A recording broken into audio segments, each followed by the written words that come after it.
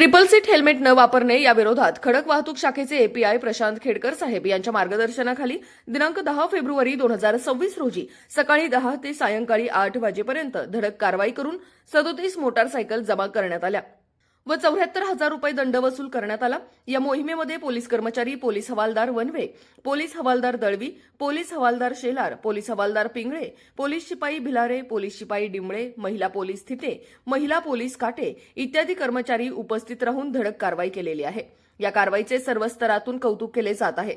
अशा कारवाया रोज केल्या तर बेकायदेशीरपणे वाहन चालवणाऱ्यांवर जरब बसेल अशी नागरिकांची भावना झाली आहे।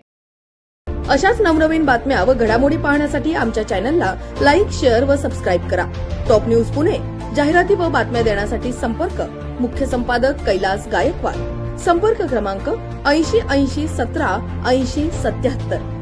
पुणे शहरात न्यूज रिपोर्टर नेमणे आहे। इच्छुकांनी वरील मोबाईल नंबरवर संपर्क साधावा। Top news Pune.